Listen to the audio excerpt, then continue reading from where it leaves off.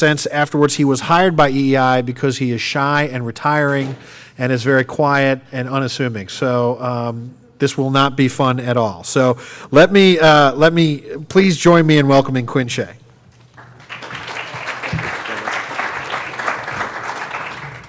Great. Good afternoon, everybody. This is like the worst time of the afternoon, so I'm going to do my best here. But I assure you at 5 o'clock, when Amy, a force of one, Trojecki, gets up there and starts talking about 316B, you won't need any caffeine, I assure you.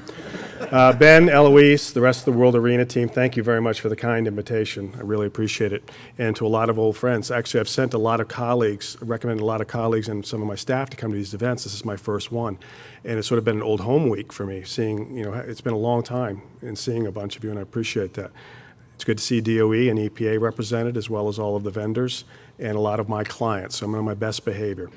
Having said that, most of the remarks that I'm going to go over are my own personal views. There'll be some exceptions. If I talk about EEI or if I talk about the CEO community as a whole, and we are a consensus-driven organization, that's when we win.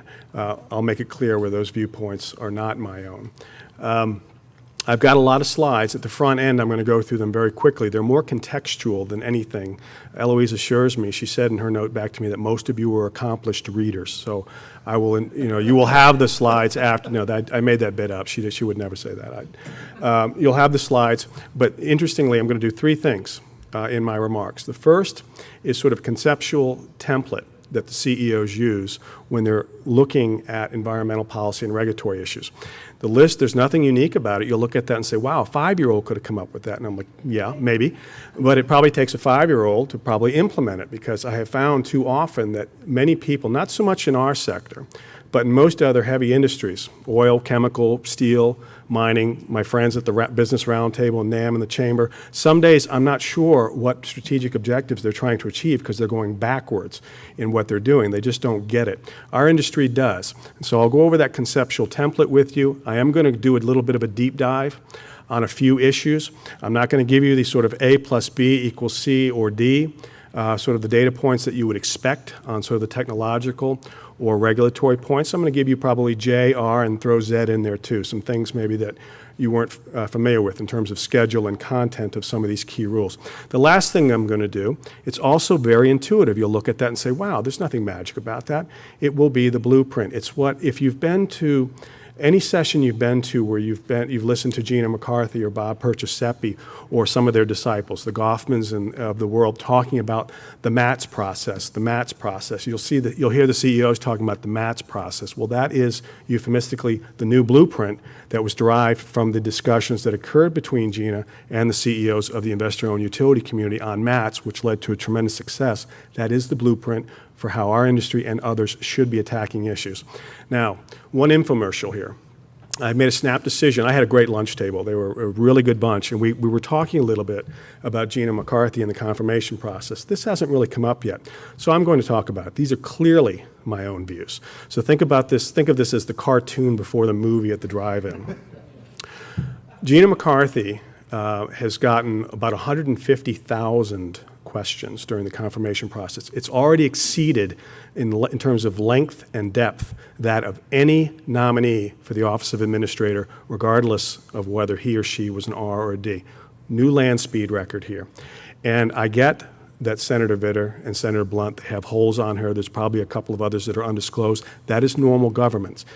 And being intimately familiar with a lot of the questions she got, that's also part of good governance. You want to have that intellectual baseline, so when that she starts, you can hold EPA accountable on the sort of sue and settle and all the other individual issues. We get that. But enough is enough. Let me read to you an email that just came across my desk. And this was actually, this disturbed me quite a bit. And I already said that she's setting the new record in terms of scrutiny. The Competitive Enterprise Institute, okay, very conservative group, and believe me, I worked in the mining industry. I speak many dialects of caveman, but this is a real group. Competitive Enterprise Institute filed a Freedom of Information Act lawsuit today, demanding that U.S. EPA turn over Air Chief Gina McCarthy's text messages. McCarthy, Obama's picked ahead EPA, sent text messages to staff on an agency-issued PDA, according to the lawsuit. CEI wants the messages from the days McCarthy testified in front of congressional committees. Absolutely absurd. All right, let me tell you here. And chaos loves a vacuum. And right now, I spent time at EPA. I have a lot of folks there who taught me, who I worked with. There's great people, particularly in the air program. They're folks that understand, they're creative. They get the 3 E's. They understand energy security, they understand economics, as well as environmental performance. Not true in all of the program offices. I would point to the or to the water program as an exception. But in the air office, they get it. And a lot of that is from Gina, sort of the creativity. Right now at EPA, you've got about 15 presidential appointment slots. Half of those are vacant. Half of them are vacant. That, I would argue, is not in the best interest of the financial community or any of the businessmen and women in this room. It simply is not. You need people in there who understand our industry. Your CEOs have spent a lot of years getting to know Gina and the other top politicals at EPA. They understand our industry. We have unlimited access over there. Access is no guarantee for results. You have to work at that.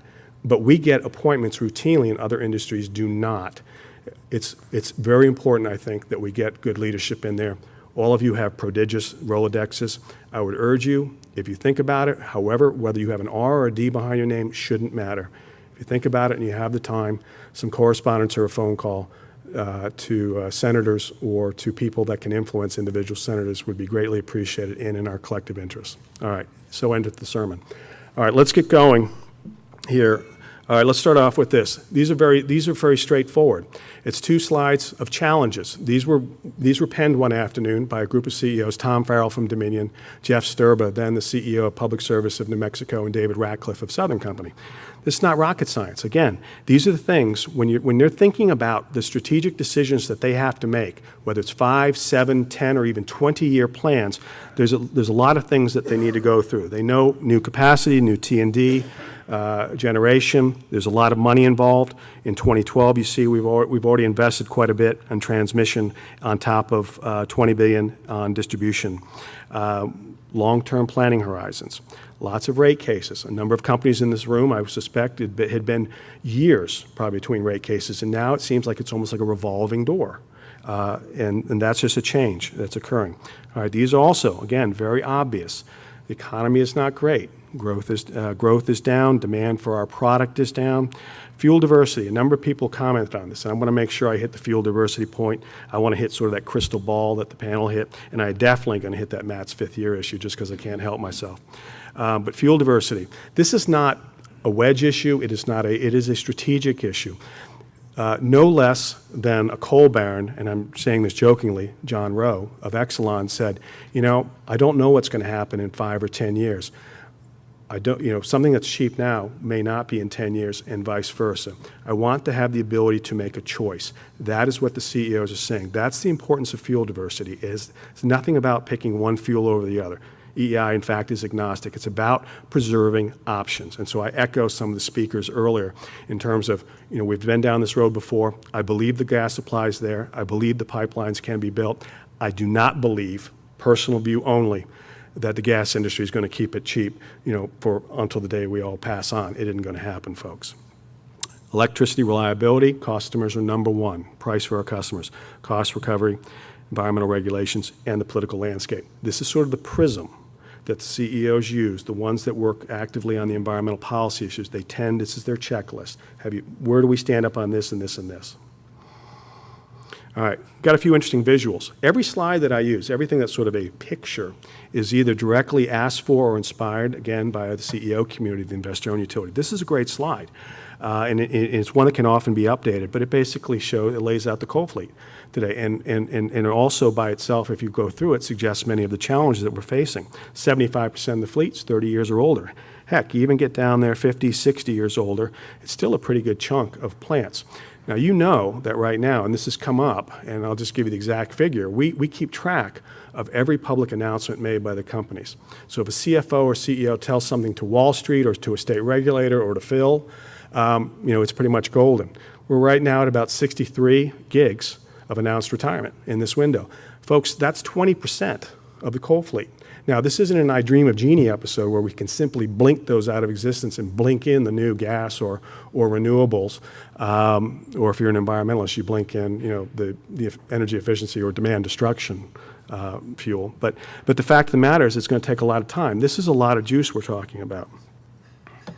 This is also an interesting slide. I don't know how well, it's not so great, but it's a great visual. I mean, we've been talking about this again. I find this is a very impactful visual, particularly when I'm dealing with state lawmakers or congressional staff, giving them a sense of the enormity of what we're talking about. And there's actually some red stars missing. These are all the coal units that are shutting down nationwide. It's a lot, and particularly strong in the Midwest and Southeast. Again, just a good visual reinforcing something that we all know. Generation mix, there's obviously going to be some ebb and flow, but clearly nationally, the national gas piece of the pie, at least over the next 10 years, is going to grow considerably. The coal one will be constrained. Hopefully not too much, but it is going to happen. It's a fact of life. What's more important, again, this is another slide. This was one that I remember the first briefing for President Phil Jones, head of NARUC, president of NARUC, a Washington regulator. He particularly liked this slide and tends to use it because it shows where you sit is where you stand. And the fact of the matter is that different parts of the country have different choices. That's simply the way it is. There's not the ability for a one-size-fits-all.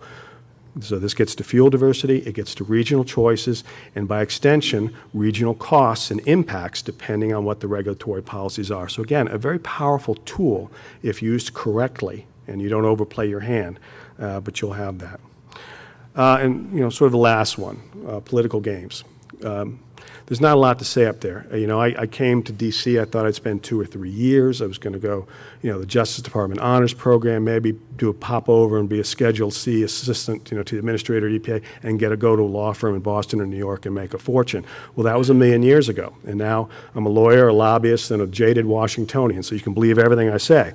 But the fact, I honestly, you hear this every day, I have never, ever seen the congressional gridlock before the way it is today. I mean, it's crazy, such that you just simply fast forward to the bottom. I mean, this is a terrible thing to say. When we have to do congressional staff briefings, I tell my staff, okay, you're going to do this one, that one, and that one. I haven't been up to the Hill probably in 3 months, and I have no intention. All of my time now is spent at the federal agencies and at the White House. That's where the game is, folks. In terms of the prospects for our industry on these individual rules and how they fit together in terms of overall fleet transition, all that matters is what OMB thinks, or people like Heather Zeichel on the president's environmental team, and what Gina and her team think. That's it. That's the end game, the sum and the end game for me. I feel we can lease office space at those places because that's where we're living. And Amy and Shannon, they know because they're over there with me. All right, this is. My clients have all seen this. Again, another sort of CEO-inspired slide. Remember the old so-called train wreck slide?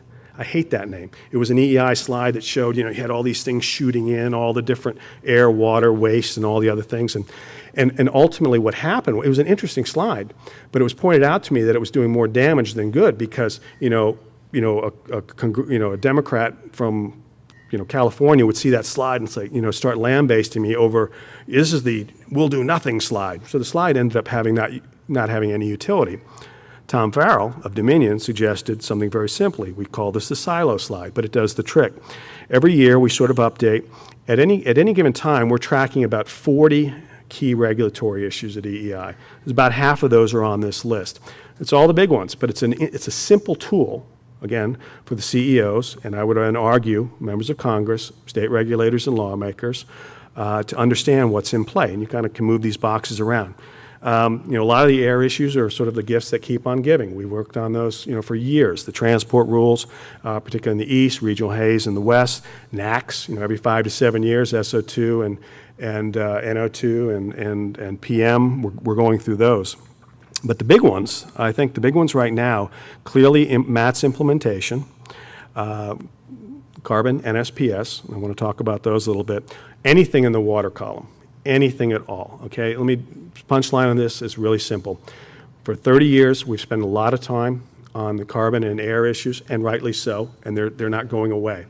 But over the next 10 years, you need to be focusing and staffing up on the water issues. Those are the issues that tend not to discriminate between fuel. Whether you're gas, nuclear, or coal, most of those issues are directed at you. Again, reinforcing my concern over not the brain capacity of the career staff in the water program, their inability to think creatively in terms of market-based solutions like their brethren in the air program do. And coal ash is on there as well. All right, and this is a point came up with in Bruce's thing, and I'll go right here to some of Jared's cousins came out with this one.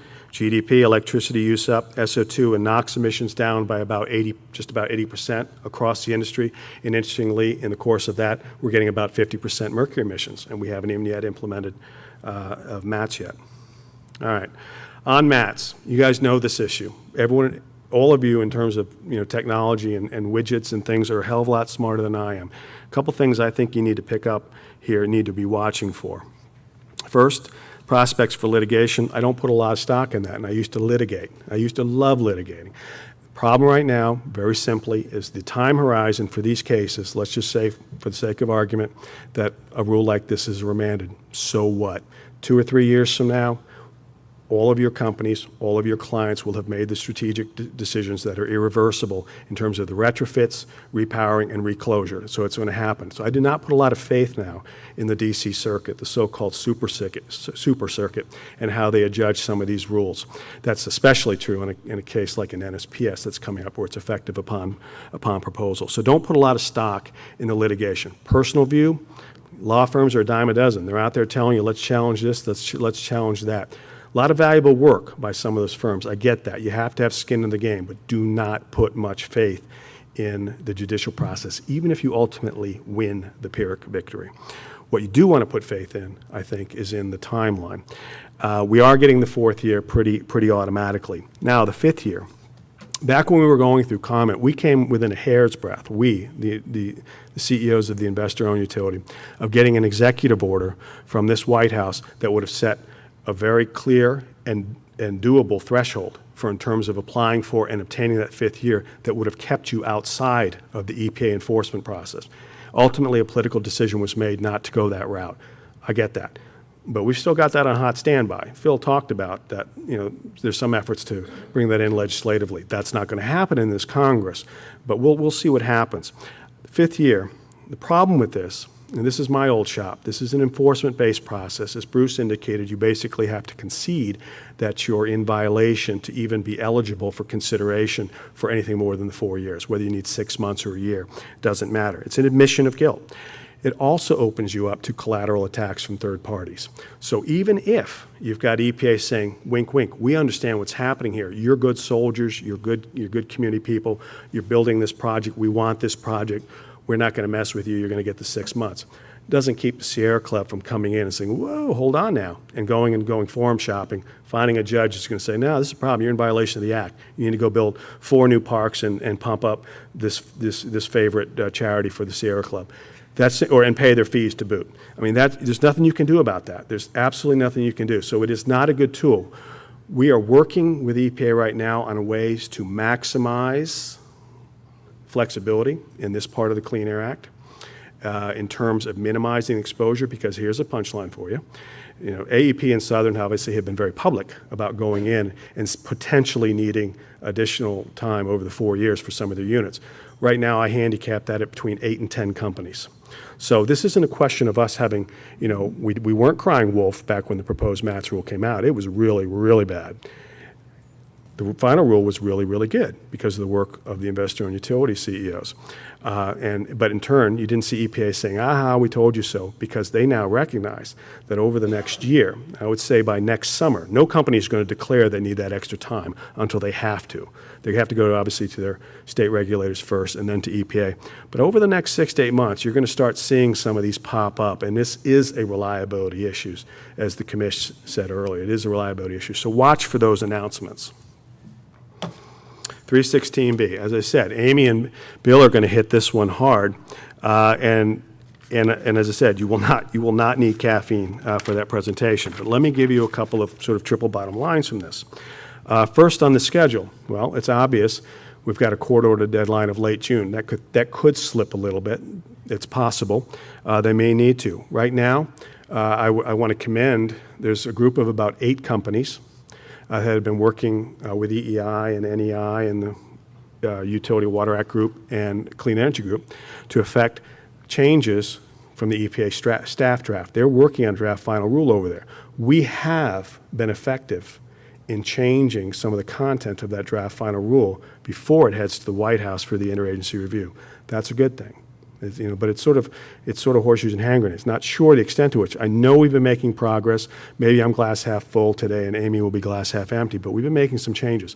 Over the next 3 weeks, what you're going to see, though, is our CEOs going in routinely to the White House, again, to the Office of Information and Regulatory Affairs, OIRA, and to the President's immediate staff, and obviously also with Gina to effect additional changes. Punchline on this one, folks, this rule is right up there with Matt's in terms of its significance to the industry and the potential adverse consequences to closures and reliability if it goes sideways. We're not looking at universal towers. That's not going to happen, but it's a problem. Willingness to pay, last point I want to make. This one, I think, has been put to bed, but this was a problematic issue. This is an example of the water program not giving up the ghost. In the draft rule, you saw that the sort of costs to benefits of this rule were 23-to-1 costs to benefit. It's a laydown. Water program, willingness to pay, come out with their survey. I'm clearly joking here. Do you like fish? Do you want your children to have fish? Yes, yes. Would you be willing to pay a little bit to protect more fish for your children? Well, yes, of course. It's all about the questions when you do polling, right? Well, then they flipped it, so the water program comes out where the benefits are now 5-to-1. I mean, this is ridiculous. This is the worst example of rulemaking that I've seen in 25 years of practice. And I think that it's not going to happen because of Gina and our friends at the White House. All right, NSPS, really quick on this. And it's all punchlines at this point. It wasn't formally withdrawn, but the new source proposal, it was significantly flawed. I mean, for two big reasons. This was the first time, I think, since the inception of the agency where the EPA had not come up with fuel-specific standards. There wasn't a coal number and a gas number. There was a single number. And then, to add insult to injury, the gas number, unbeknownst even to EPA, would have caused about 30% of exceedances just for the gas number. I mean, that's crazy. We pointed this out, and they're like, oh, my God. And the lawyers at EPA had a field day with this. They will not say this publicly, but there was a lot of internal talk about legal vulnerability of this rule. I mean, they didn't even get the gas number right. And gas is a fuel that they're promoting. So it has been withdrawn. They're taking a look at it. Best guess right now, a lot of people have opinions. My opinion is this. They will do these consecutively. They'll finalize the new one and probably immediately propose the existing source guidelines. That's going to happen this fall. So I'm looking at this fall probably for a proposal on the new rule. Then that'll be a very short rulemaking. I mean, they a lot of the dockets there, they'll flip into early next year. But then, of course, you start running into the problem of the midterm elections. And while environmental issues rarely play, in some of the purple elections right now with key Senate races, this may play. Existing sources, this is important. Just jump to the bottom. All that matters here, I mean, we're talking about new source, new coal. We're not building any new coal. Existing, yeah, we would like to keep the ones we have retrofitted. And the last thing we want, in the words of Jerry Anderson from DTE, one of my immediate bosses, is we do not want to obsoletize any of the decisions we've made on MATS or the other issues. And this issue is the one that'll do it if EPA doesn't get it right. So the standard itself matters. Let's look at that. Here's a chart. Again, it's not rocket science. Any of you could do this. I've talked about this one with Gina and some of those at EPA. And you go through. This is a menu of things you theoretically could do under an NSPS standard, but at the end of the day, the one I want to draw your attention to, this is not outcome determinative, I'm just telling you where the direction's going, energy efficiency improvements. If you're looking at a potential NSPS for existing sources, if we get to that point, look in that area. All right, now, the sort of the mini bombshell I want to drop on you, and you guys are all technological marvels, here's the deal.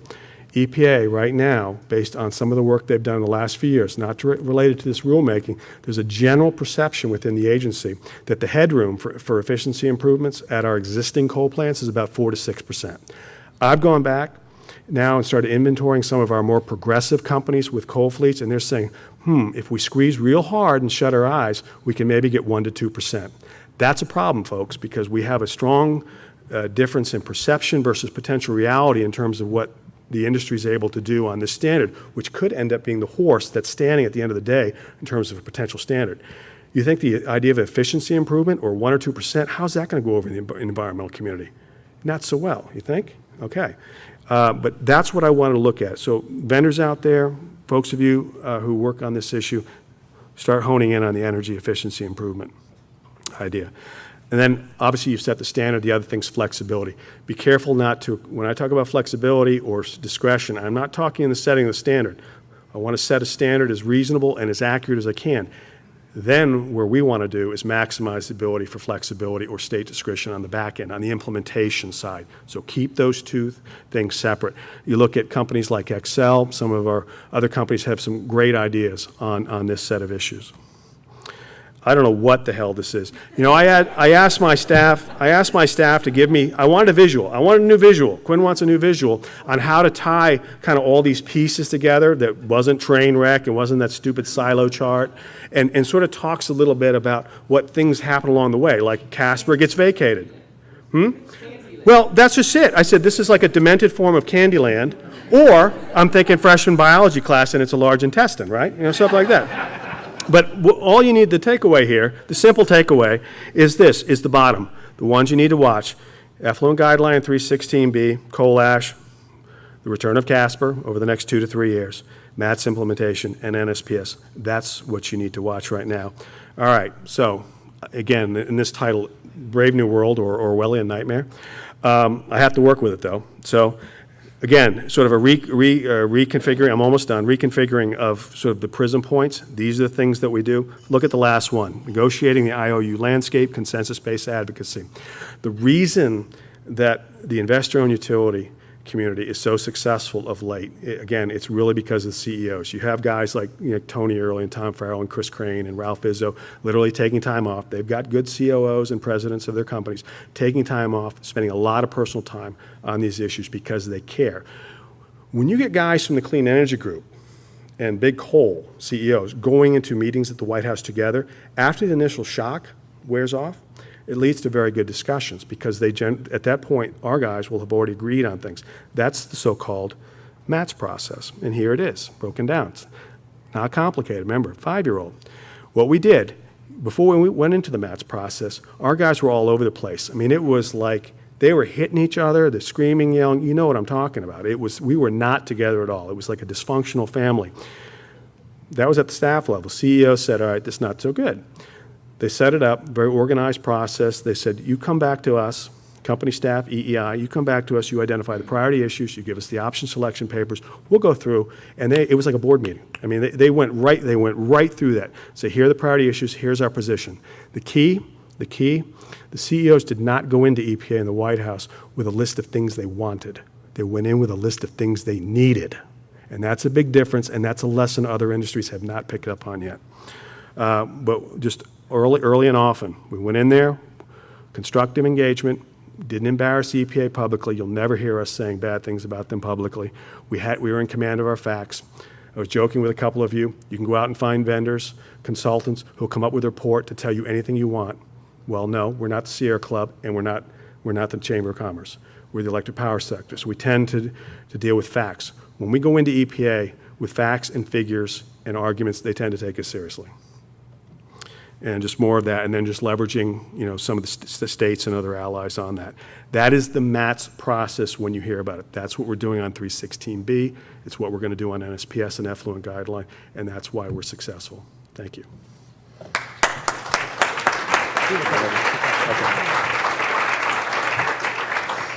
We've got a couple minutes for questions. Are there any questions? Oh, no. Anyone over here? Amy, go ahead.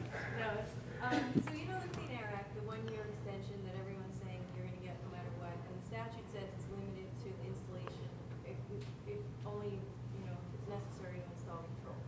And then EPA interpreted that in the preamble by saying if you're replacing power on the same site, that could be necessary for the installation of controls, and then you have to have, if you have a reliability issue. But is EEI tracking it on, or are you hearing anything about extensions that are being granted under that first year in cases where it's not necessary to install controls or there's not a reliability issue? And there's one instance that I specifically comes to mind in Michigan. Michigan granted CMS some extensions, and they were mothballing those units intending to retire them, and they were granted an extension even though they're retiring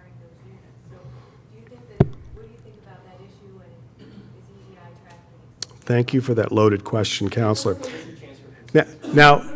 See, here's what I was talking about, that sometimes, we are a competitive industry, and not everyone agrees on every day. That was a great question, wasn't it? And I'm going to do my best to accurately answer that question. Yes, we are tracking all the state decisions. I have no opinion as to whether some of those individual state determinations fit within the parameters of your vision of the fourth year or not. I have no opinion on that. EEI is agnostic because we love all of our members, and especially Chris's group. So next question.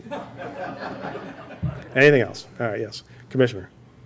We keep hearing what I'm perceiving is two totally opposite visions of future electric power use.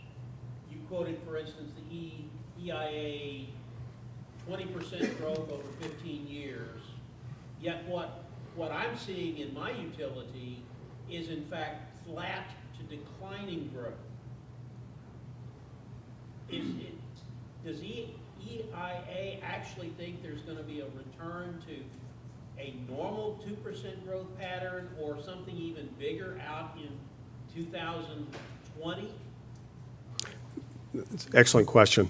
And again, consistent with what I was saying before, we will tend to rely on EIA numbers a lot as a default. I use a lot of Ventex database.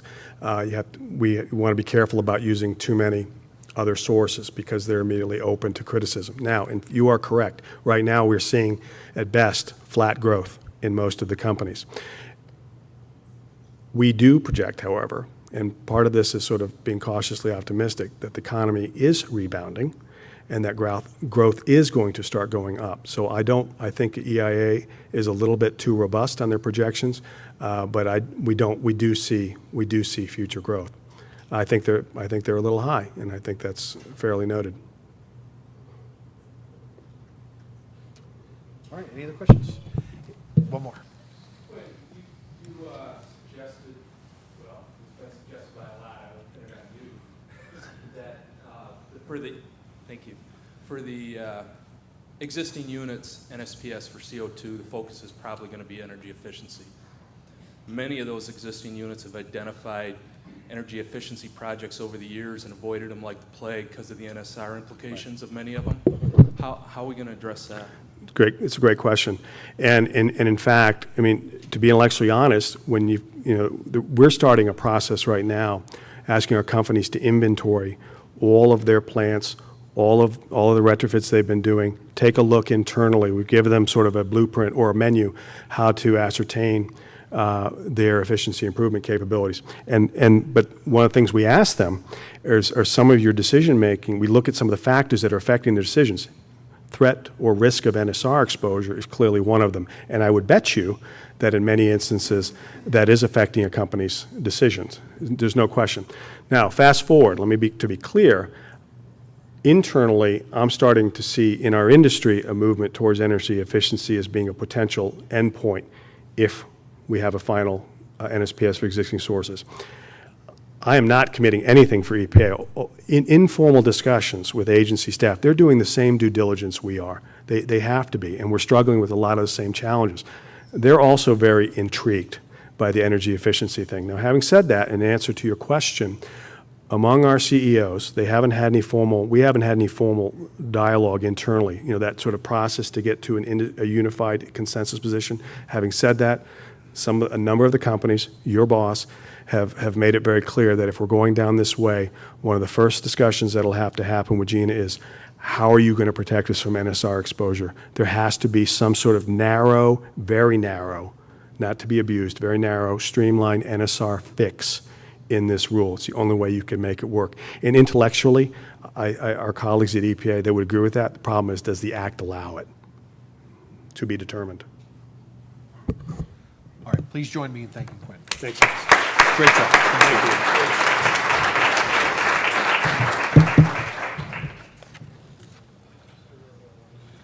you. All right, two more. I think this this has been great so far, and I think we're just going to keep the momentum going. So Quinn, thank you very much.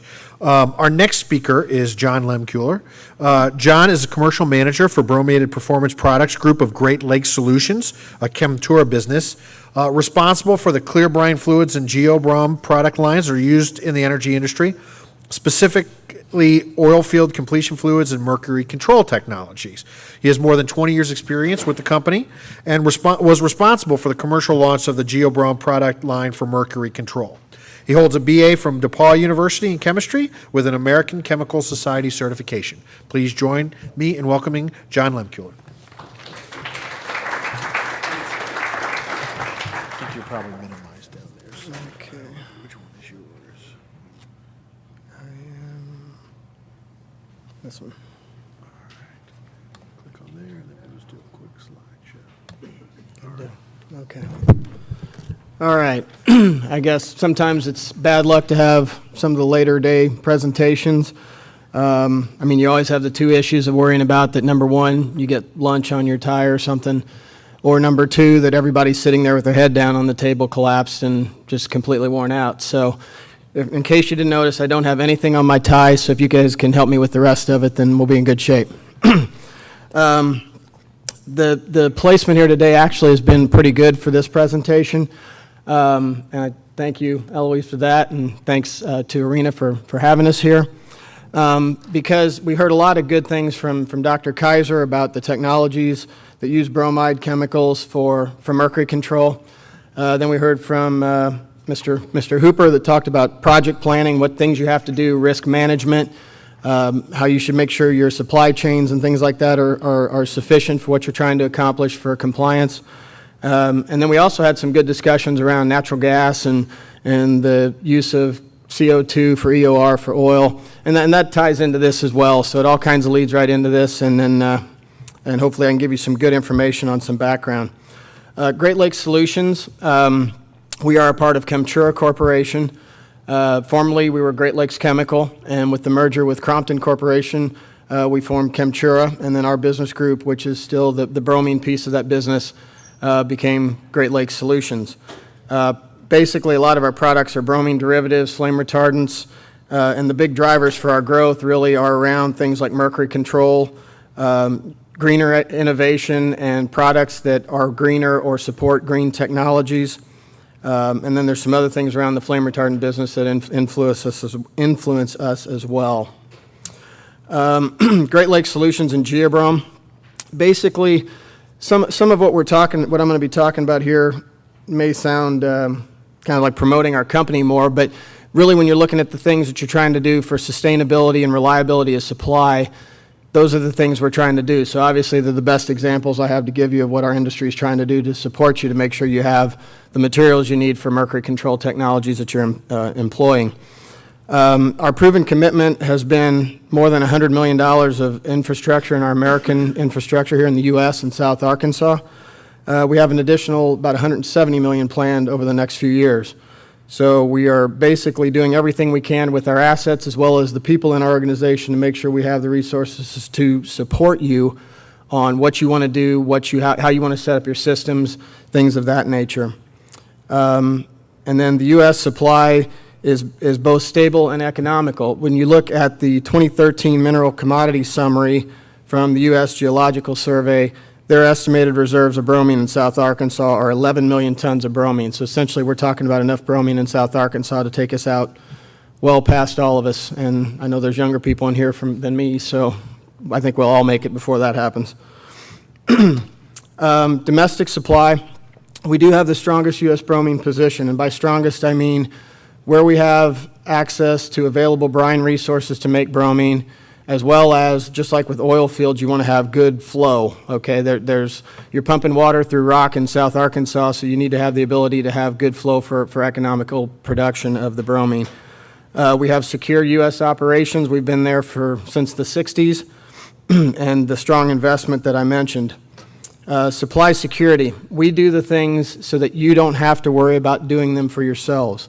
Making sure we have multiple carrier options, strategic inventory locations, Having the fact that we have 3 separate bromine plants in South Arkansas, so if we have an issue with one plant, the other 2 are still running, we're not going to miss a beat. We do have 2 additional bromine resources, and then we do have multiple U.S. resources for calcium bromide, which is one of the products that's integral to the mercury control technologies. Expertise. A lot of the folks in our plants have been there 20, 30 years. So we've got the experience to help with those things, as well as the ability to customize what you're trying to do. It's not just a product. It's not just getting it in your plant. It's everything from placing the order to paying the bill, and that's all things that we try to do special for our customers where it's required. And that includes logistics, product support for trials, having the facility design assistance. We've already saved customers that we've been dealing with money on their systems by helping them to not over-engineer the system and to provide suggestions for things that they're trying to do so that they can do them better and more easily. Site-specific storage, if that's something that's required, that's something we can do. And then packaging, of course.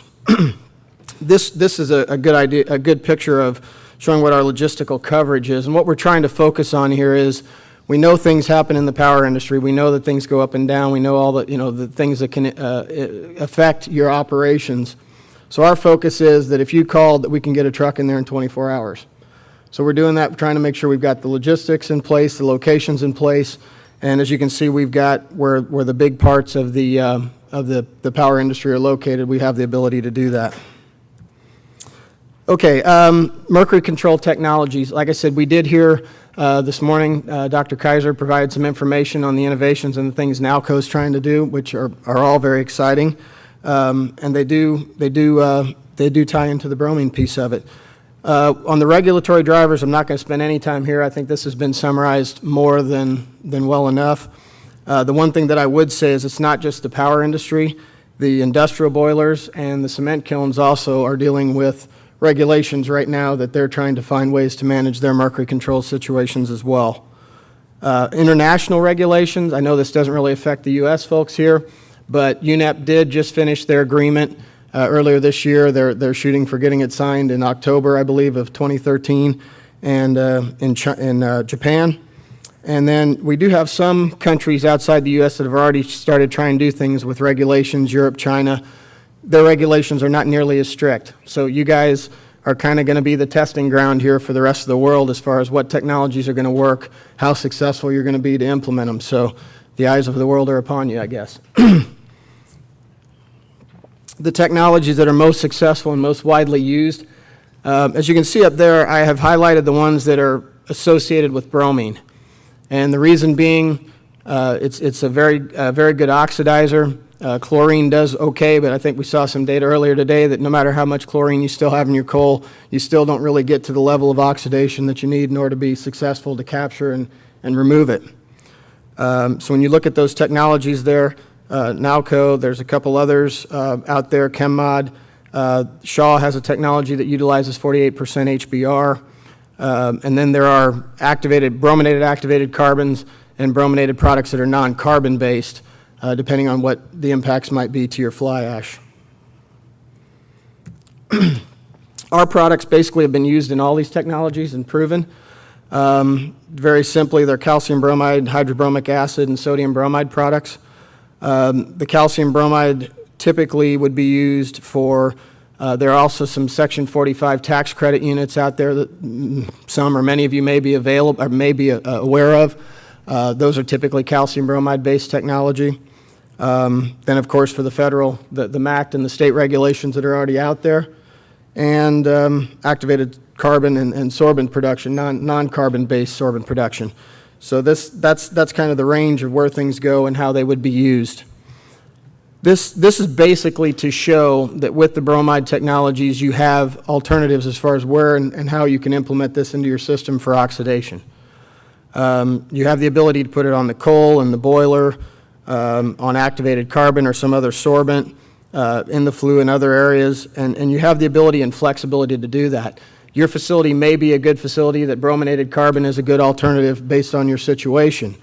Maybe you don't have that kind of a clean-cut situation where you're going to have a few more levers to pull. If you have a situation like that, then you could put your bromine in at a different position. You have that lever you can pull, as well as an activated carbon or another sorbent situation as well. Gives you flexibility, gives you more than just adding more or adding less carbon.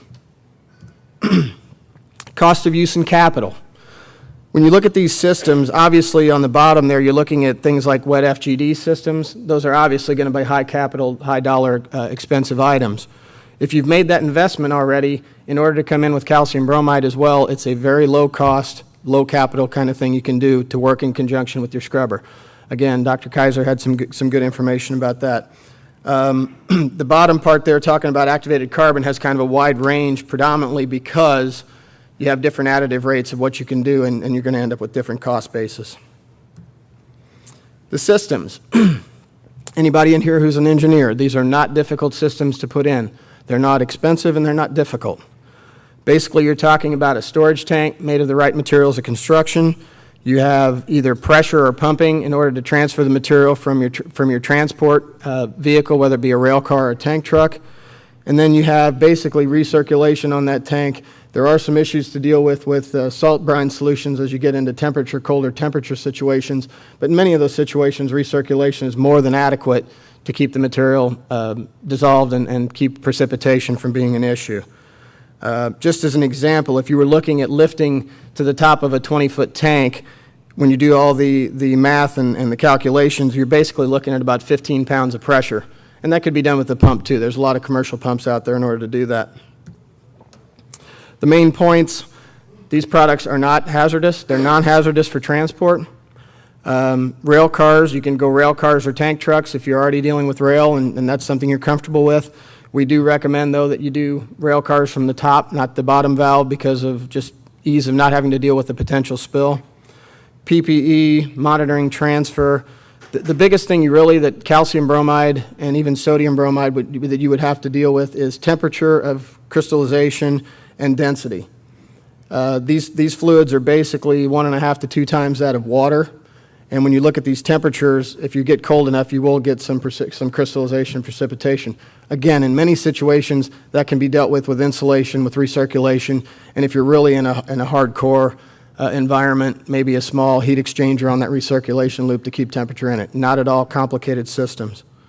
Materials of construction, the equipment is available. These are not things that are special order items. They're pretty standard. You may have to wait depending on how backed up your supplier is, but as far as them being pretty simple, they're very standard materials. You could use pumping or pressure, backflow prevention. And then again, if you have situations, like I said, we have saved people money on their systems where potentially they were over-engineering the system, or we can provide good suggestions on alternate ways to deal with things depending on what you've got at your facility. Bromine. I wanted to talk about bromine a little bit. I know chlorine and some other materials that have been used in the power industry. Bromine isn't one that's probably been as exposed. You've not been exposed to that nearly as much as some of the other things. So as you're planning for your projects, as you're doing the things to get your supply in place, your logistics plans in place, I can give you a little bit of information about bromine as a whole, so maybe you can understand the industry better to know what you're going to be dealing with. Bromine basically is the raw material to use these derivative products. That's what pretty much drives it all, elemental bromine. There are 2 major sources in the world that have the capacity to handle the volumes we're talking about, South Arkansas and in the Dead Sea. And we are actually developing some things in India right now in order to move to some of these higher growing regions. That way we also are able to use our assets and our resources here in the U.S. to better support the power industry for going forward with the mercury control technologies. When you make bromine, it's a pretty simple process when you think about it. You have a bromide containing salt brine that goes into a reactor with steam and chlorine or some other oxidizer. Your final product comes out, that bromine is dried, you recycle the excess chlorine, and then the tail brine that comes out is disposed of properly or used as a raw material or some other concentrator to use again. There are a lot of brine source alternatives, but typically this is pretty much the general process. Sources of brines. Deep wells. We pull salt water out of the wells in South Arkansas anywhere from 5,000 to 8,000 feet. very similar to regular oil wells, if you're familiar with the design of oil wells. Again, we are pumping water out of limestone formation, so we're basically pumping water through rock. There are some shallow wells that are a little bit more prevalent in China. The thing is there's a whole lot more of them because they don't have quite the throughput that we do from the deeper ones. Tail brines from fertilizer production, salt bitterns from production of salt in places like China and India are fairly common. Evaporation ponds, seawater. We did operate a seawater plant years ago and shut down about 2003. It's just a much more complicated process. You're talking very big equipment, moving a lot of water, because when you look at saltwater concentration of bromide, you're looking at 65 parts per million. When you're looking at things like South Arkansas, you're looking at more like 4,000 to 6,000, so there's quite a big difference. And then the bromine extracted is basically converting that bromide to the elemental bromine. Bromine availability, when you look at the supply and demand drivers here, basically what this is saying is that with growth of things like mercury control, with growth of things with fire standards coming in place for flame retardants, when you look at the recovery, the economic recovery, these are all things that are going to drive the demand for bromine. When you look at that supply-demand balance, it's going to be tight for years to come. We're keeping up with it. We're making the investment, but it is going to take investment to stay up with that. Major applications, just so you know who you're competing with for the materials you're trying to get. When you look at the major uses for bromine, you have brominated products, derivatives, and flame retardants. Flame retardants go into anything that you have, from computer housings to foams in chairs and sofas, to electrical and electronic components, and pretty much anything in an automobile, from the hood, under the hood, to inside the vehicle. And then when you look at the brominated performance products, or the derivatives, those go into anything from fine chemicals and agricultural intermediates. Energy is a big sector with Oilfield and Mercury control. I'll show you some more here about Oilfield in just a second. Biocides, automotive tires, there's lots of uses. There's very, very few things that don't somehow come in contact with bromine. When you look at the end use and key drivers, and as far as the growth goes, this is what I was talking about a little bit here earlier. I've highlighted Oilfield and Mercury control, obviously, because these are the ones that use pretty much the same type of products. But overall, both of those are areas that are growing. With the growing demand for energy in the world, these are two things as far as electricity and as far as fossil fuels, natural gas and oil, that are really having a strong demand. Some of these other ones are also going up as well. When you look at automotive, a lot of that is growing because, as you see developing nations and you see growing standard of living, all these products have much more demand. Completion fluids. This is kind of tying in where I said when we had the discussions about oil and natural gas earlier, how it kind of tied into here. The products that are used in a lot of the mercury controlled technologies are already being used in the oil field for completion fluids. And they're actually, some of the bromide fluids are even being used for very deep water fracking situations, where they're going really deep under the seabed in very deep water, and they need the extra density on the fluid to help them get more pressure, because you just mechanically couldn't get enough with the regular pump. They're used basically to control wellbore pressure. As you can imagine, this is a pretty big industry. They do use a lot of material. So this would be, I mean, if I was a procurement person, this is one area that I'd be looking at. When you look at the amount that's used globally, especially of calcium bromide, you're talking about 100 to 150,000 metric tons, give or take on how things go with the industry. The largest demand being in the Gulf of Mexico. That's really right now where the biggest demand or deep water technology is developing as far as the world goes. There are some other areas that are catching up, Brazil, Asia, some others. These are really dense fluids. They do a lot of work with chloride fluids, but these are really specialty type of applications where they're high temperature, high pressure, and they need this to really control the wellbore pressures. Basically, they consume anywhere from 45 to 65,000 metric tons of bromine. So here's an industry that probably sucks up 10 to 15% of the bromine in the world.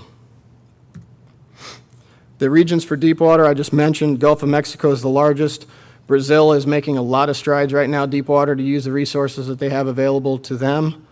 The North Sea is an area that still uses bromide fluids. They're probably a little bit more flat to declining on their resources. Africa, Northwest Africa, India is starting to move offshore more. So what you're seeing is, as all these regions are starting to develop their energy requirements, they're looking for deep water access to oil and gas as well.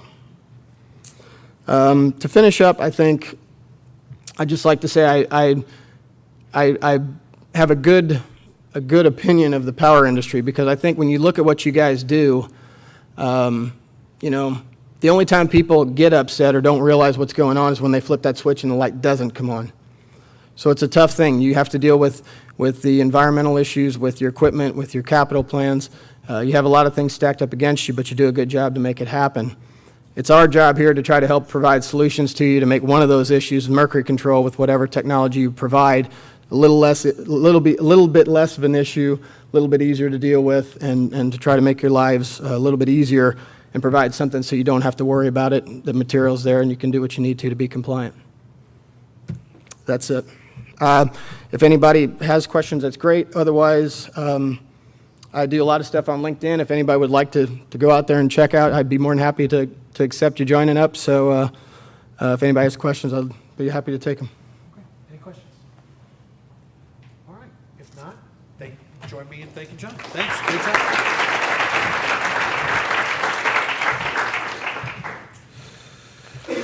All right. I think the escape button is broken. All right. Now we have, to finish up the day, we have a duo, a kind of a mini panel. William Donohue of Exelon Corporation, the Associate General Counsel for Environmental Health and Safety, and Amy Trojecki as the Director of Environmental and Fuels Policy for Exelon. I'm going to let you guys set up here however you want to do it, to go back. Mr. Donohue is a graduate of the University of Pennsylvania, correct, in Dickinson School of Law.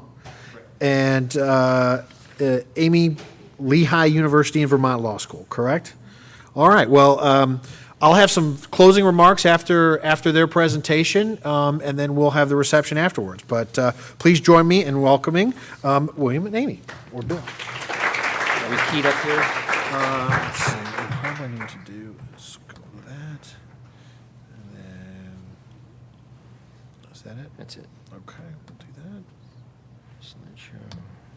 You're good to go. Great. Well, thank you, Chairman Emeritus. It's good to be here. We're about 5 minutes ahead of schedule, but don't think for a minute that you're going to get to the bar that much sooner. Well, actually, Quinn did a good job of highlighting the importance of this issue. As he said, this is a very important rule. I'm not sure how much it's been on people's radars. About 2 years ago, I did a program for ARENA. It was a Plimplex conference on plant and life extension, things of that nature, and I introduced the topic then saying, well, this is one thing that could impact the viability of your plant if you've got to put on some sort of expensive technology for impingement or entrainment control. And it seemed like a lot of them were hearing it for the first time, but I'm sure you're aware of the issue, but we're going to try to give you a little bit of detail. Keep in mind, of course, we come at this from a legal perspective. We're both attorneys, but this rule has spent as much time in the courts as over the years as it has in the regulatory process. So there's a role for everybody to play in this rule. This is what we're going to talk about. Give you a little bit of background of 316B, what it's designed to do, what the requirements are. Give you a little bit of a background on the various technologies, and this is important because, as we'll talk about, this rule is very site specific in terms of a plant's ability to meet the rule's requirements, and so there is no one single technology that is really BTA, and EPA has said that, but there are different types of technologies that work at different locations, different water bodies, the configuration of the existing cooling water intake structure, et cetera. Talk about the some of the regulatory history, how we got here. It is important to some extent. And then Amy will talk about the proposed rule, the industry comments on the proposed rule, and EPA notices of data availability. This rule is now scheduled to be released by June 27th of this year. That is under a court-approved consent agreement. So if EPA cannot meet that deadline, it will be required to go in and get an amendment to that consent agreement with Riverkeeper, who was the original plaintiff back when the rule was last promulgated. I guess the prior rule was promulgated, the Phase 2 rule, in 2004. As we understand, the rule has not yet gone to OMB, so it's looking pretty tight. But in any event, we will have a final rule, if not by June 27th, in the short time period thereafter. When you look at 316B, it's almost elegant in its simplicity, one would say, because it's pretty much what you see in the first bullet there, that the location, 316B requires that the location, design, construction, and capacity of cooling water intake structures reflect the best technology available for minimizing adverse environmental impact. That's it. I mean, if you read the MATS part of this Clean Air Act, it goes on for page after page after page. You get lost trying to figure out what section or subsection or super subsection you're in. That's pretty much it. And there's not a lot in the legislative history. It was almost sort of an afterthought when it was first put into the Clean Water Act. It's important to note that it's enforced through your water discharge permits, your MPDES permits, and as such, it's the primary regulation or regulator here is your state permitting director. So whatever requirements that will ultimately come from 316B will be put into the MPDES permit. Also, states can be more stringent than the Clean Water Act. So there are a number of states that have professed policies of a preference for closed cycle cooling. States like California, New York, Massachusetts, Connecticut, Rhode Island, more or less the northeast quadrant of the country. So it can make a big deal, a large difference what state you're located in terms of as the state permitting directors and agencies look at what is the best technology available, what their predisposition is going to be in terms of the sophistication and the cost of the equipment or the retrofits that they will require. The EPA determines or has determined that it will quantify, if you will, adverse environmental impact by looking at two things: impingement and entrainment. And we've got some graphics that sort of demonstrate that. But impingement occurs when the aquatic life gets trapped against the traveling screens, which are primarily designed to inhibit the flow of trash and foreign objects getting into your cooling water system. Entrainment, the smaller organisms that go through the fine mesh screen and then through the water system. I have a note there: fish are not pollution. That is pretty much a self-evident point, but it's actually something that Christy Bullitt at the Hunt and Williams and UWAG has said frequently. And the point is that to minimize adverse environmental impact for aquatic species at an intake is a lot different than putting on a pollution control technology. You're going to get all sorts of varied results. The same technology will not work to the same extent at the same facility. And this creates a problem if the agency is looking for a national standard. We expect that you're going to reduce impingement and entrainment by a certain percent. You could put on what this EPA considers to be the best technology, but you may not be achieving the requirements that you have to achieve.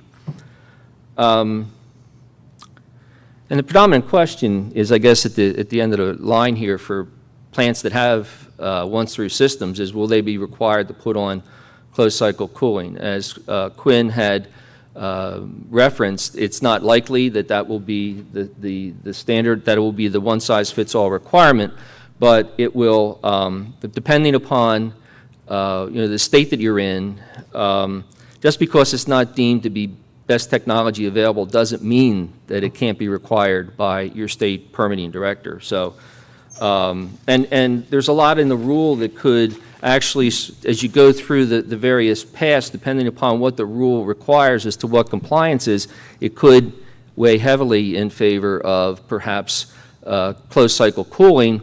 And keep in mind, these permits can be attacked by the public, environmental groups, et cetera. So just because you get past the agency, these permits could also be subject to litigation. Just wanted to provide some graphics about some of the technology that we're talking about. Those of you probably recognize that this is a cooling water intake structure. You see the trash racks at the bottom there where the water line is.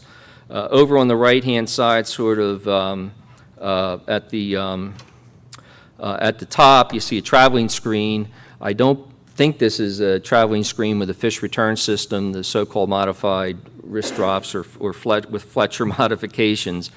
But this is what you're talking about. You see the lift pumps behind the rack. And the problem, of course, is that, as I said, fish either get impinged or entrained. This is a schematic. When you take a look at it, the impingement occurs when the larger fish or aquatic life get trapped on the screen. Entrainment occurs when they pass through the narrow slots in the screen and then go through the cooling water intake system. So this is essentially the issue. This graphic shows has the modified wrist drop screen and will with a fish return system, and we'll get into that in a little bit. When you look at impingement, screen technology is the primary way in which is the primary technology for impingement controls. There's other kinds. There's some that have behavioral technologies, other operational controls. You can actually, some plants were actually designed for the location of their intake to minimize impingement and entrainment. And recall that the statutory section says that the location, design, and technology. So if you have located your intake in a way that it would minimize this, then one would hope you could argue that would be beneficial. But these are various different kinds of screens. You can see in the lower right-hand corner, that's the fine mesh. It's made very smooth so that there's no, the friction there won't trap the larger organisms. The theory behind the modified traveling screen with the fish recovery system is, as you can see, the fish hit the screen, and it's a smooth screen. They go over the top and then into a fish return system with fish buckets, and then there's where they're held until they're returned to the water body through the fish return system. And there's sprays. Water sprays that will take them off the screen if they don't otherwise fall into the bucket. This is how the bucket works. The one on the left, I believe, was the wrist drop screen. So you can see they would hit the screen, drop into the bucket there, the container at the bottom, but you can see they get caught up in the turbulent vortexing, as the vendor explained about this. And you can see those fish aren't happy. You can always tell when the fish aren't happy because they don't have smiles on their faces. When you look at the pictures on the right, you see they're all smiling. You know, they're rocking gently. They almost look like me sitting in my Barco lounger at night. You know, I'm just waiting for that. They're just waiting for that moment where they're going to be put in the fish return system and then gently returned back out to the water body. This is the fish recovery system. You can see it on the left. You see the traveling screens in front, so that's the mechanism. And then there's the gentle screen wash, and then they go down the fish return system. The proposed rule said that the fish return system has to be set up to minimize predation. And what that means is that the laws of Darwin work just as well, with birds of prey and fish as in a room of regulated utilities. So So the idea is that, you know, the birds would sit and wait by the fish return system for their meal to come, you know. And so the idea is that you've got to take them out to certain places or depths, or put a cover on the screen. A lot of them would just sort of fly in and swoop in and take the fish out of the return, so you'd have to cover it. But the rule says you have to minimize predation, you know, whatever that may mean. Other things, barrier nets, again, this is just for impingement. You can see this is Morant's chalk point plant. You literally put the screens out in front of the intake. This is an intake canal which leads up to the screens, but you can see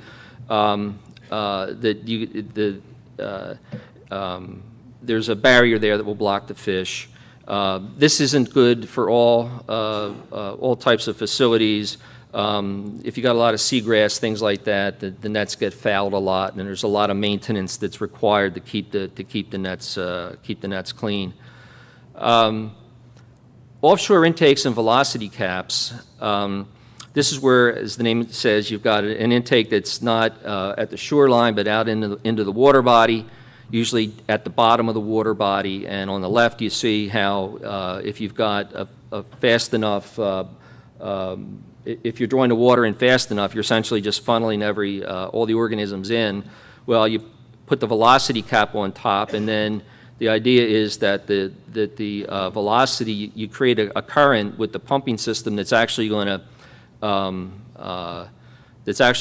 take the aquatic life past the intake. It's sort of a diversionary system. This is effective for both impingement and entrainment, both the larger species and the smaller ones.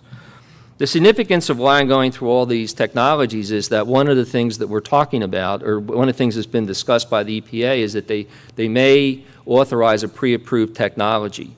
So if you put the technology in, you're presumed to be compliant, and then you just have to operate it according to manufacturer's spec. Compare that with trying to meet some sort of numeric standard that says you cannot impinge or entrain or have impingement or mortality entrainment in excess of certain percentages of the fish that hit your screen, a much preferred option. Entrainment controls, the problem with the best is flow reduction, and of course the best form of flow reduction is closed cycle cooling, where you're recirculating the water, not having it go once through. The EPA has said in the Phase 2 rule, has said in this most recent proposed rule, that closed cycle cooling is not the best technology available, will not be mandated as BTA. It's the best technology, but the question is, due to its cost, is it the best technology available? Is it the best technology given constraints for land and other environmental factors? Maybe it's a non-attainment area for ozone, and you're going to be getting particulate drift off of your tower. So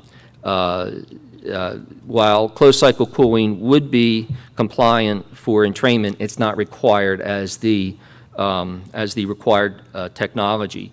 This is much to the chagrin of the environmental community, who has tried, since the rule was first enacted, to require closed cycle cooling as the best technology available. Another form of entrainment controls are wedge wire screens. You can see this is an offshore intake. It's attached at the end of the intake. It's, again, more or less a diversionary kind of technology. Again, it can't be used in lakes. It's better in rivers where you've got a current that will keep the intake cleaner and move the fish and the aquatic life past the screen. My friends at Entergy, this is the issue at Indian Point. Entergy wants to install wedge wire screens, and the New York DEC is saying, no, you've got to put in towers. Best technology available is cooling towers, and that's what that litigation is all about.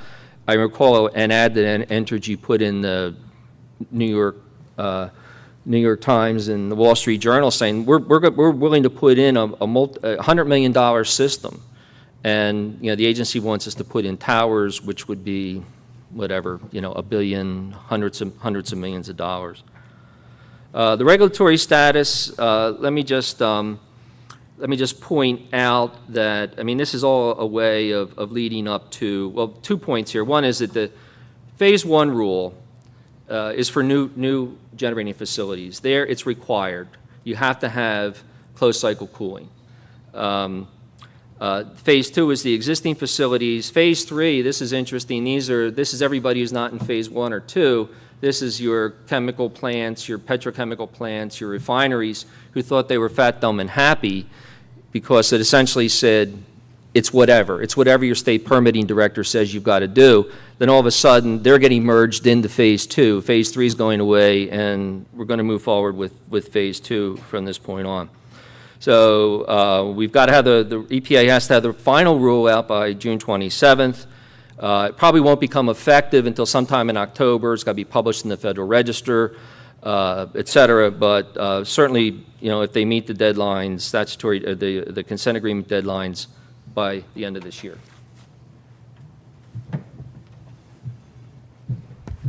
Thanks, Bill. So I don't know if I'm going to be able to live up to Quin's promise of a no caffeine requirement, given that I'm desperate for some myself, but I will try to get everybody out of here in time for cocktails. So given that, the most important thing is, how do I know what time it is and how much time I have left? Okay, great. So I'm going to move through a lot of stuff very quickly and hopefully save some time for questions. I'm going to try to end 5 minutes earlier. If you have questions, great. If not, it's just 5 minutes closer to a drink. So as Bill said, this rule applies to existing facilities. The rule combines Phase 2 and Phase 3 facilities. So the Phase 2 2004 rule that applied to just power plants had a 50 million gallons per day limit. If you drew in more than 50 million gallons a day, you were covered. Now this rule is 2 million gallons a day, 25% of which if you use for your cooling water, you're covered under the rule. So that covers about 1,300 facilities, 600 of which are manufacturing facilities and 700 of which are power plants. The rule also applies to new units at existing facilities. So the Phase 1 rule, which applies to new facilities, did not define what, basically it didn't distinguish between a new unit and a new facility. So this, if you have an existing facility and you're building a new generating unit, there's a requirement that you would have to install closed cycle cooling. However, the proposed rule specifically says if you're repowering, replacing a unit, then you don't have to install closed cycle cooling, which is very important because we want to avoid this kind of situation where if you're modifying a plant, well, you guys are all familiar with the new source review rules that at some point in time we're going to have to install cooling towers. So as an industry, it's important that we keep this provision in the proposed rule. Riverkeeper has filed comments saying that new units all should have to install closed cycle cooling. If that's the case, our position is that it will be a disincentive to replace old inefficient plants with newer plants, and that there are other issues like land availability, and we wouldn't be able to install the cooling towers on those facilities. So it's an important point. This is a This is a sleeper issue because the proposed rule provides the flexibility so that if you're repowering, you're converting from coal to gas, or if you were doing a nuclear uprate, you don't have to. You're a new unit, which would not be required to put on cooling towers. But if somehow that gets changed, then, for example, an uprate we're doing a Peach Bottom could very well require that we have closed cycle cooling, and that as I read, what was in the rule before, that closed cycle cooling would have to be implemented or at the unit at the time you turn on the uprate. You don't get 8, 10, 2 permit cycles. You're a new unit. New units cannot operate without closed cycle cooling.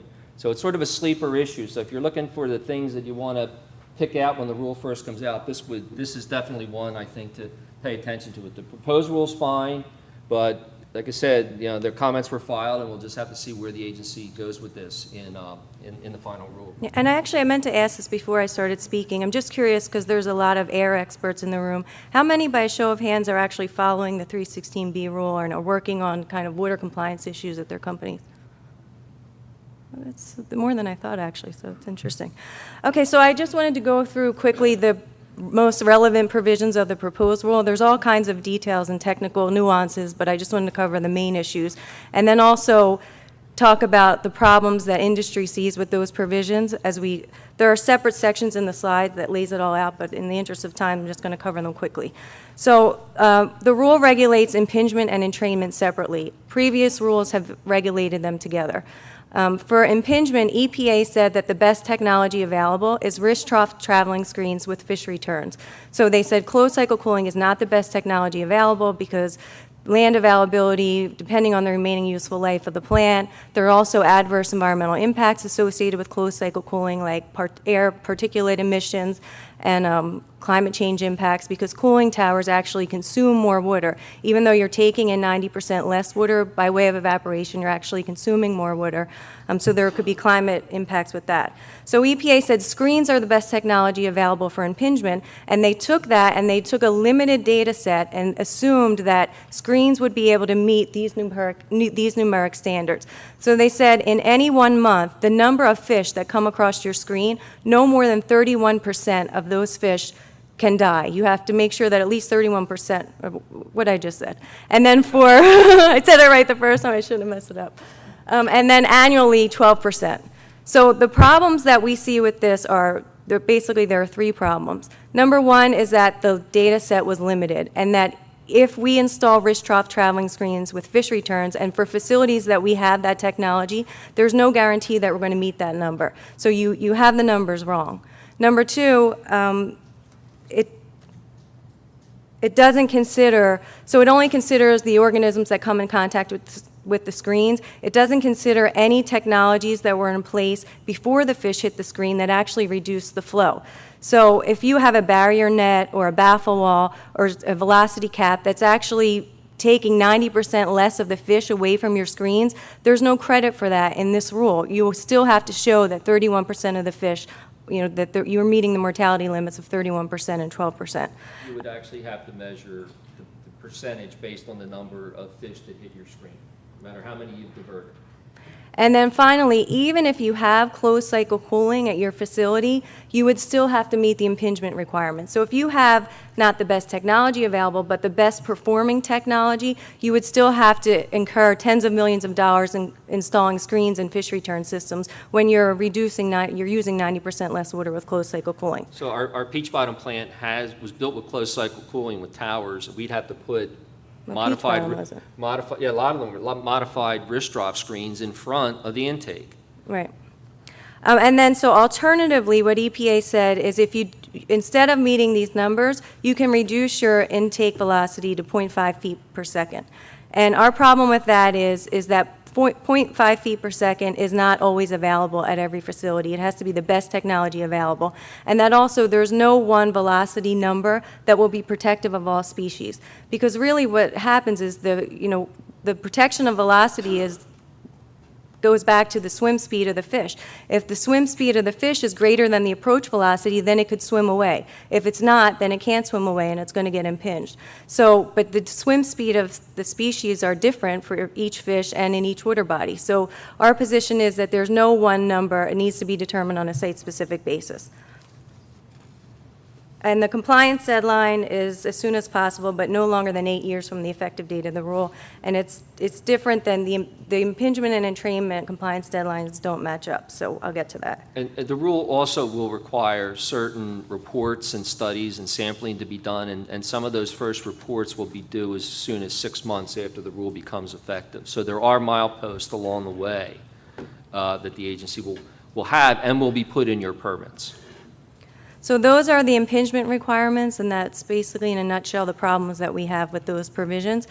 Then separately on entrainment, we actually like the way that EPA treated entrainment in the rule. So EPA said you determine what's required for entrainment on a site-specific basis, considering all these factors: the number and the types of organisms, the thermal discharge impacts, the remaining useful life of the plant, and most importantly, cost and benefits.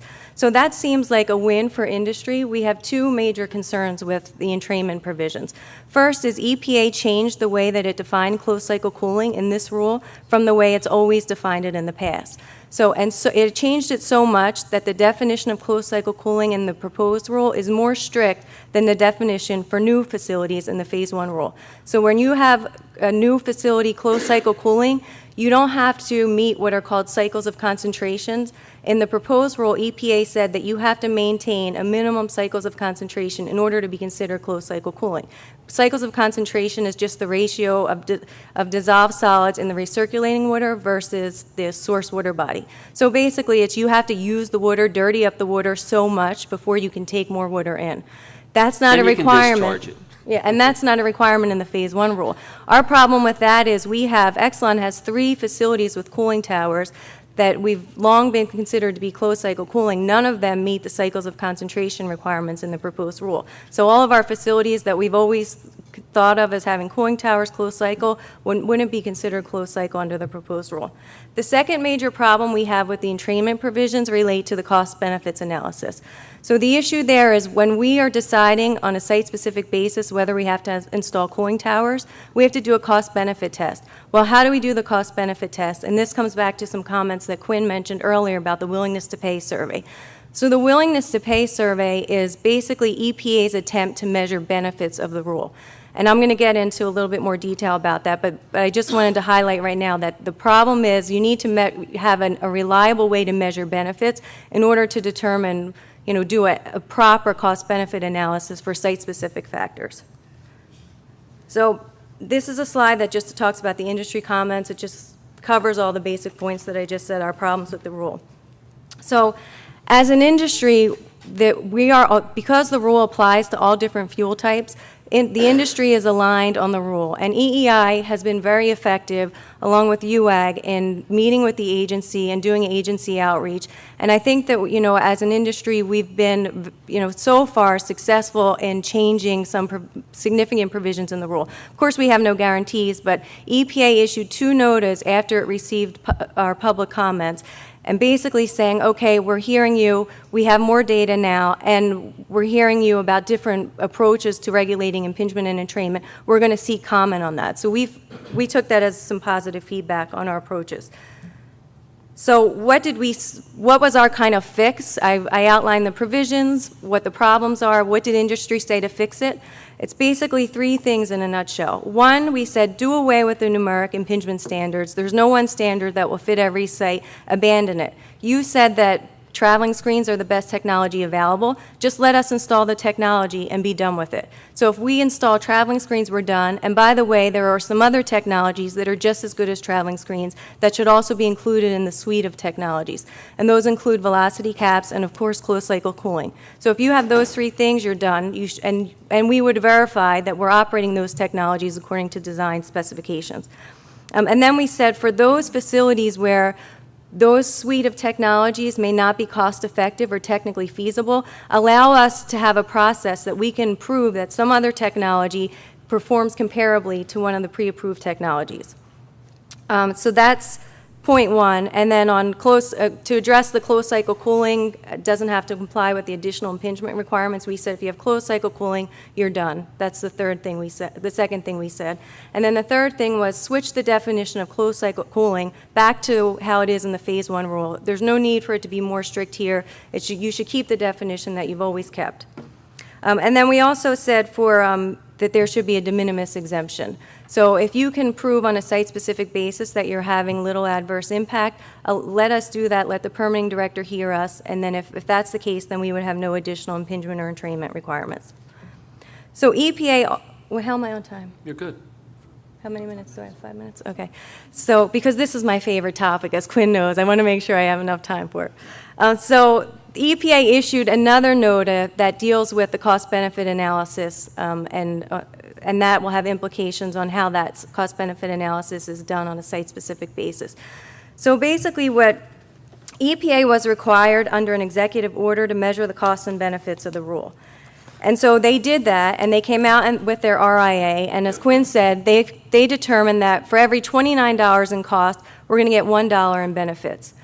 But they also said, but we didn't really measure all of the benefits because there are use benefits and there are non-use benefits. And use benefits these are the benefits that actually come about from people who actually use the water body. So If you have additional commercial fishing, because now we're going to have these controls, then we can measure a dollar amount for those benefits. If you have additional people using the water body for recreation, because now there are more fish in it, then we can measure that. But there's also non-use benefits that are basically just like the inherent value of keeping the resource alive for future generations. And that's something that should be accounted for, and how do we measure that? And it's different than the air case, because in the air case, you're measuring like human health benefits, where you have, loss, you can measure lost hospital, lost days out of work, hospitalizations, and what's the value of that. But here, you just have increased, minnows. So what's the value of having that? Is there a value of having that? And it's also the subjective psychological value measured by how much would you be willing to pay, knowing that, there will be future generations. The future generations will have the benefit of aquatic, healthy aquatic systems.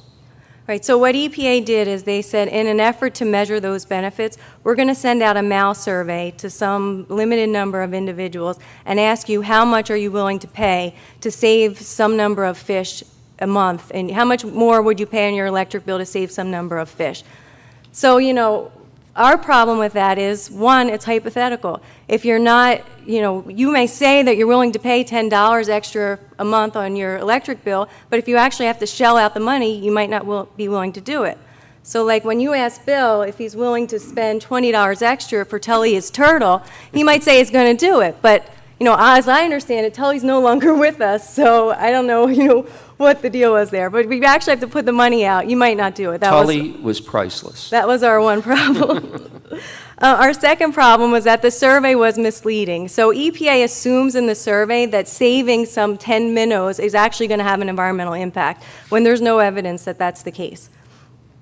So what are we asking EPA? Oh, and a final point I want to make is, not only did EPA say we need to add to the benefits calculation for use benefits, because we need to consider non-use, they proposed to actually do away with the entire use benefits evaluation. So the measuring commercial impacts to fisheries, recreational impacts, they said we're going to forget all that and we're going to replace it entirely with the benefits of the survey, with the benefits that came out of the survey. And the benefits that came out of the survey now switched from 29-to-1 negative cost-benefit ratio to 5-to-1. They increased the benefits by 140 times, or 14,000%, as a result of doing the survey. So why do we care so much about this? For two reasons. Number one, if all of a sudden you have a rule that has a 5-to-1 that shows that the benefits are 5-to-1, then you're going to have possibly a justification for a mandate for cooling towers. Riverkeeper is, the translation to that is, if this rule doesn't require cooling towers, but it shows a 5-to-1 benefit cost ratio, Riverkeeper's going to sue and say, why aren't you requiring cooling towers on every site? Secondly, we care because even though on the one hand EPA gave us a rule that says site-specific 316B cost-benefit analysis, on the one hand, they're going to take it away, because if we have to do these surveys at every one of our sites, if we have a plan on the Chesapeake and we're asking people how much is the blue claw crab worth to you, and they're saying it's worth however much, then we might have to install cooling towers on that basis. And then finally, we care just because of the precedential effect, for other rulemakings. If EPA is allowed to replace its traditional cost-benefit analysis with this kind of hypothetical survey methodology, where does it end? They could justify any rulemaking for anything. This is creeping into the regulatory agenda. There's been a number of information collection requests that EPA has sent to EPA to do willingness to pay surveys in connection with various projects, not programmatic rules, but things like studies of the Chesapeake or the coral situation or in Puerto Rico. We're measuring the effects of climate change and acid disposition. So 5, 6, 7 projects now, they have actually are proposing to use this as a way to determine what the benefits would be. Right. And then so what we're asking EPA to do is we're saying, abandon this survey. This survey was not done appropriately. You can't use it in your cost-benefit analysis in the final rule. And then in the future, we only should do this type of analysis, monetize non-use benefits, in limited instances where you have a unique resource, an endangered species, a national park, some unique resource where there actually might be some value in monetizing a non-use benefit as opposed to, any number of bait fish or that's what we're asking. So, time for questions? Any questions? We will be doing a roundtable tomorrow, and for, I guess, 2 hours, so. Oh, there's one question here.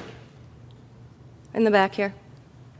Have you had any case where there was a question of whether a cooling plant was waters of the U.S.? Oh, that's a good point. So another issue we're dealing with, in the definition of closed cycle cooling, EPA added in the proposed rule, if you're a cooling pond that's a waters of the U.S., then you're out of the definition of closed cycle cooling. You don't qualify. And that's a problem for us. Number one, because nobody even knows what waters of the U.S. is at this point. Or will be in the future. The guidance is at OMB. And number two is we have some facilities where we design the cooling ponds specifically, they're man-made facilities specifically for cooling for our facility. If later some bird species develops a habitat there, or, there's some reason that would bring it within the jurisdiction of waters of the U.S., and that's going to take our plan out of closed cycle cooling. So we have an issue with that. But there are facilities currently that use cooling ponds that are considered waters of the U.S. For closed cycle cooling.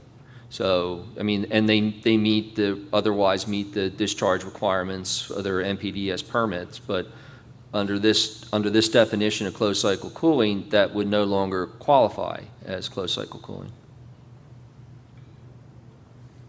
All right. Good. Please join me in thanking you.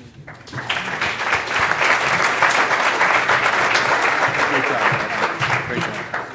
All right, just a couple of quick housekeeping remarks. I'm not going to keep anybody. First of all, if we could get a hand for all the presenters today, I thought everybody did a really, really great job. Nicely done.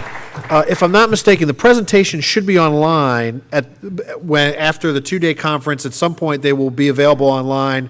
You should get an email to alert you that they are online. So if you didn't get all the things and want to go do a deep dive through some of these presentations, those will be available to the participants.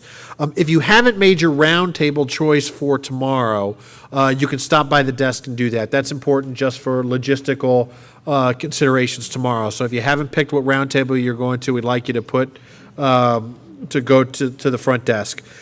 Finally, tomorrow, registration starts at 7:30. The program starts promptly at 8:30. Your MC or chair for tomorrow will be Doug Scott, who is the current chairman of the Illinois Commerce Commission, who is much more interesting than I am. So you guys will have fun tomorrow. That's it. Thank you very much. Enjoy the reception, and we'll see you tomorrow.